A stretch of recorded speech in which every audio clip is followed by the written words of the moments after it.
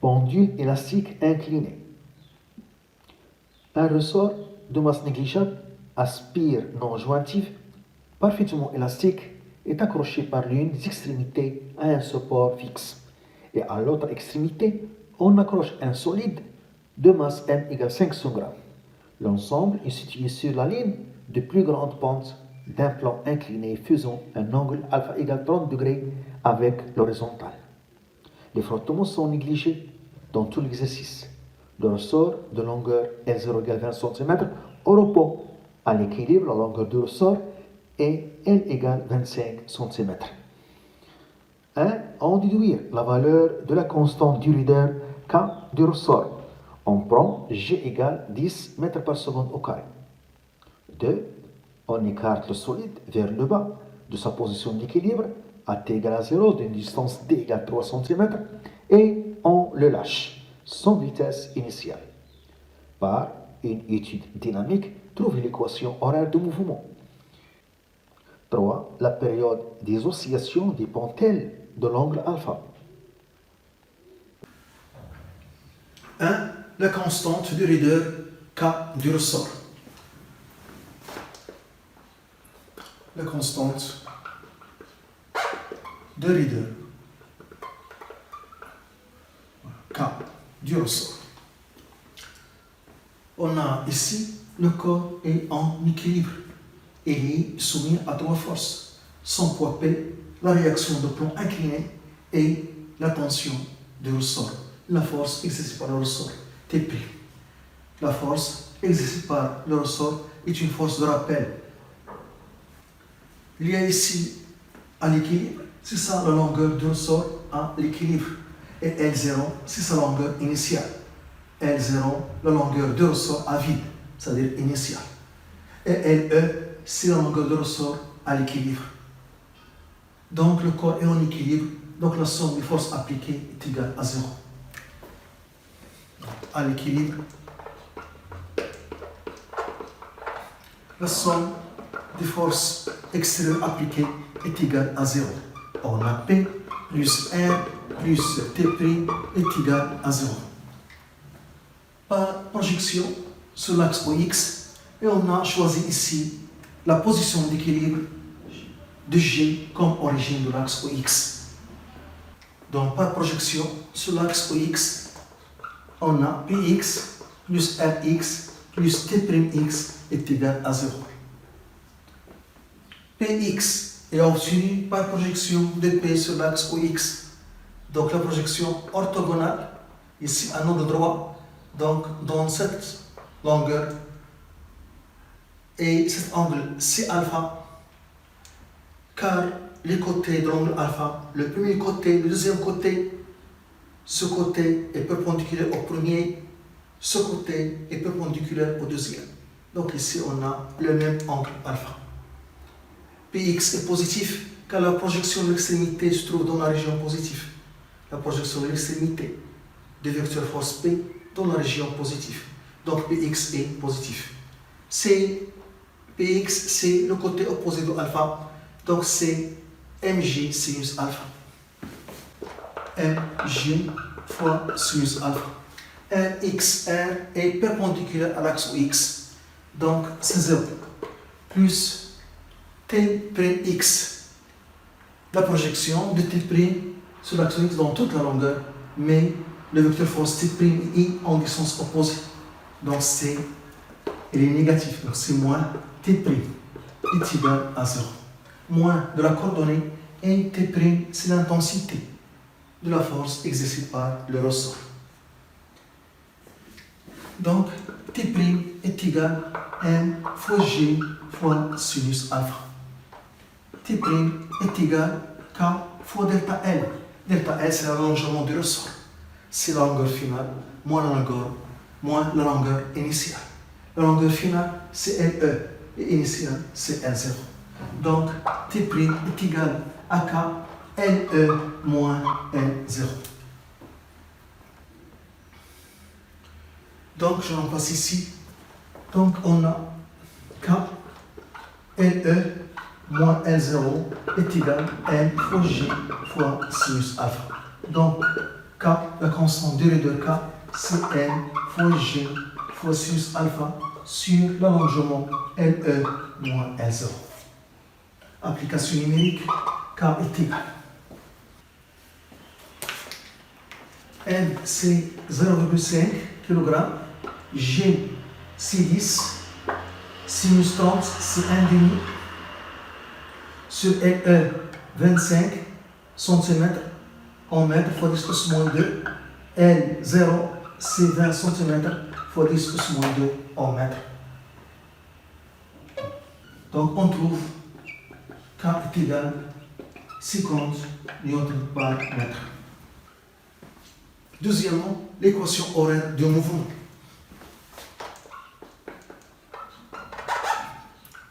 L'équation horaire du mouvement.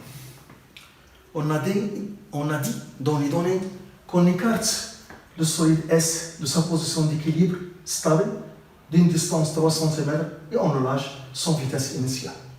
Donc à un instant T, on a ce cas. Le centre d'inertie J du corps a pour abscisse X. Et la longueur finale du ressort c'est L. Un instant T donné. Et le corps est soumis à son poids, à la réaction du plan incliné et à la force exercée par le ressort, la force de rappel, qui tend à ramener le corps vers la position d'équilibre, qui est choisie comme origine de l'axe OX. Donc, pour trouver l'équation horaire, on doit d'abord trouver l'équation différentielle en appliquant la deuxième loi de Newton. Donc, la somme des forces extérieures est égale à M à G.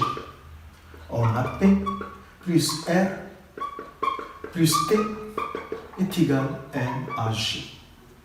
Par projection sur l'axe OX, par projection sur OX, on a Px plus Rx plus Tx est égal à M à X.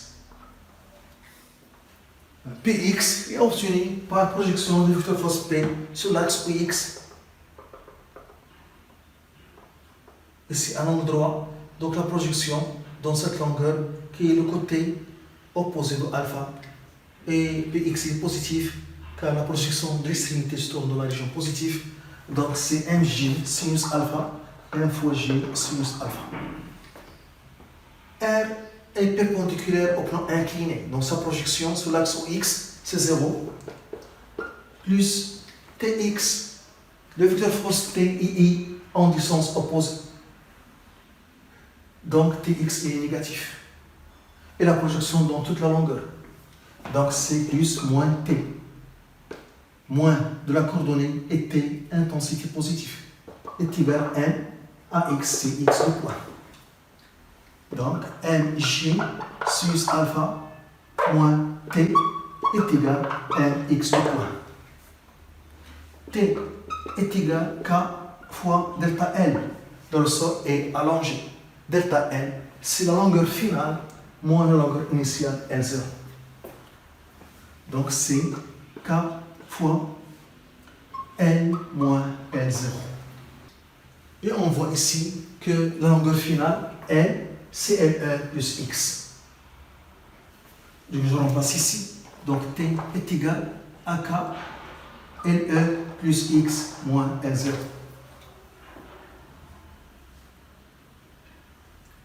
Et je remplace ici. Donc M fois J fois sinus alpha moins K LE plus X moins L0 est égal à X le point. Donc M fois J fois sinus alpha moins K LE moins L0 moins KX est égal à X le point. Et cette somme est égale à 0 d'après l'étude de l'équilibre. Ici, au cours du mouvement, M n'a pas changé, J n'a pas changé, alpha n'a pas changé, LE n'a pas changé, L0 n'a pas changé, K, la même chose, n'a pas changé. Donc, elle reste cette somme est égale à 0, d'après l'étude de l'équilibre. Donc, et on a mg fois sinus alpha moins K, LE moins L0 est égal à 0. Donc, moins kx est égal à mx de point. Donc, on trouve l'équation différentielle de mouvement. Donc, c'est m x de point plus kx est égal à 0. Voilà. Mais il faut l'écrire de cette façon. X de point plus k sur n fois x est égal à 0. On cherche l'équation horaire de mouvement. Donc, on a d'abord l'équation différentielle du mouvement, x de point plus k sur n fois x est égal à 0. La solution de cette équation est une solution sinusoïdale. Donc, x de t est égal à l'amplitude xn fois cosinus de pi sur t0 fois t plus phi. Donc, on a un mouvement d'oscillation rectiligne et les sinusoïdales. Donc, la nature du mouvement rectiligne sinusoïdal. Le mouvement est rectiligne sinusoïdal.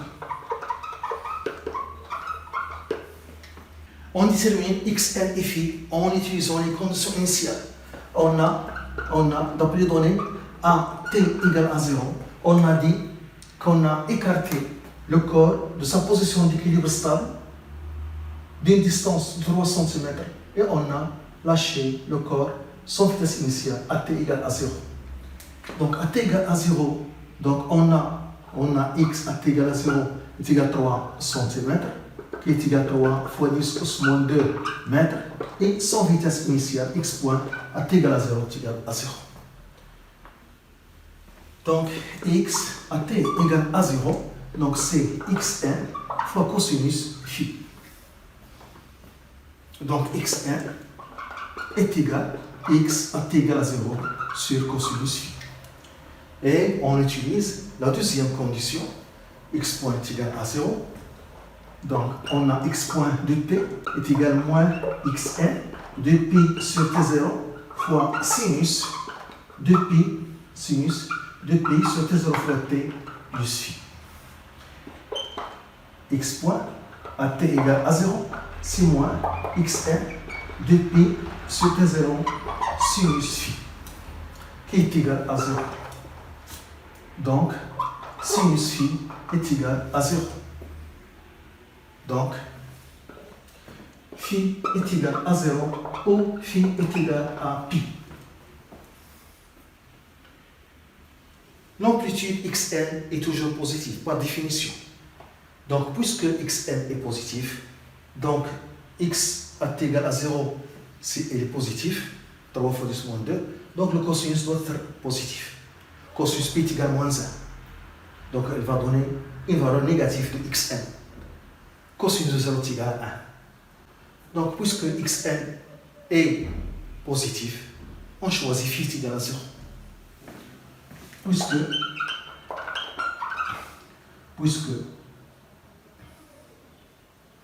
xn est positif, on choisit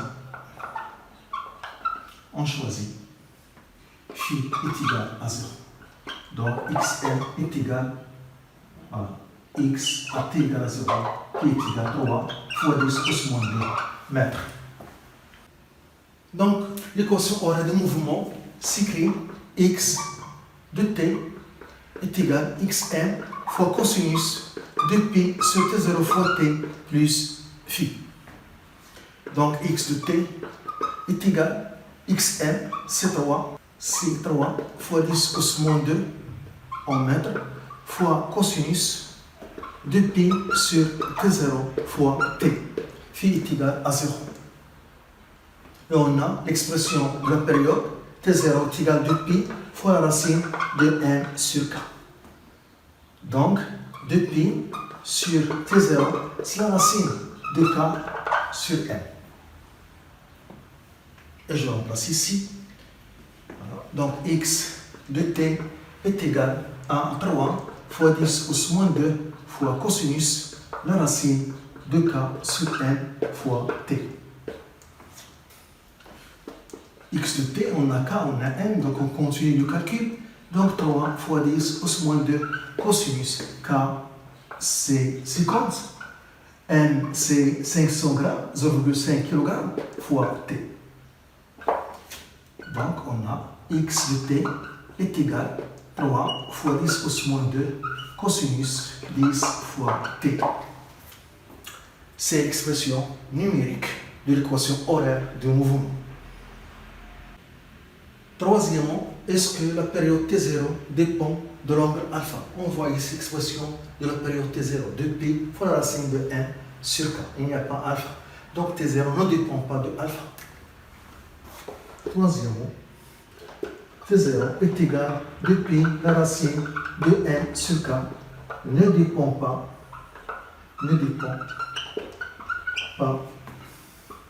de alpha.